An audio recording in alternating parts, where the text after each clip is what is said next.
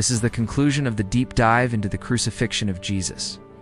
In God's plan, this burial of Jesus was so important that it is said to be one of the essential components of the gospel itself.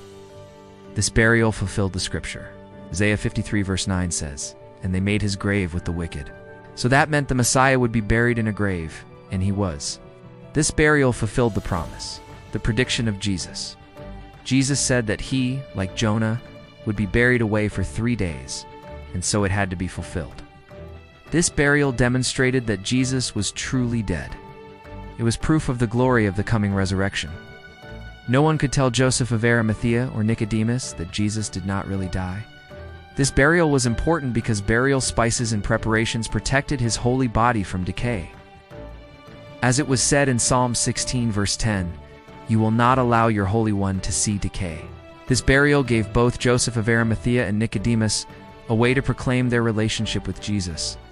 It called them out of their state of secret discipleship. This burial and the days of Jesus in the tomb tested the faith and devotion of the disciples. It made them die a certain kind of death for those days they knew Jesus lay in the tomb. This burial and the days in the tomb were ways to prove that at the cross Jesus defeated not only sin, but also death. The burial and the empty tomb show that Jesus conquered sin and death.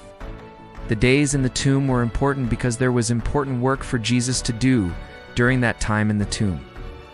1 Peter 3 verses 18 through 20 tells us that Jesus went and preached to the spirits in prison. As the body of Jesus lay lifeless in the tomb, his spirit went to Hades, the abode of the dead. There he led the faithful dead to heaven in light of his then completed work on the cross. He also preached a message of judgment and coming condemnation to the evil spirits that were imprisoned in the depths. This burial was another great and final connection of the Son of God with the humility of man. There was a transaction aspect to the great work of Jesus on the cross, but there was so much more. There is a radical identification aspect, where Jesus connects with you in every possible way possible, and he invites you to connect with him. He was buried with us in the humiliation of utter humanness. We are buried with him, spiritually faith, ceremonially by baptism. He identified with us. We by faith identify with him. If you have not yet become a follower of Jesus Christ, or have questions about him, ask God to reveal Jesus to you.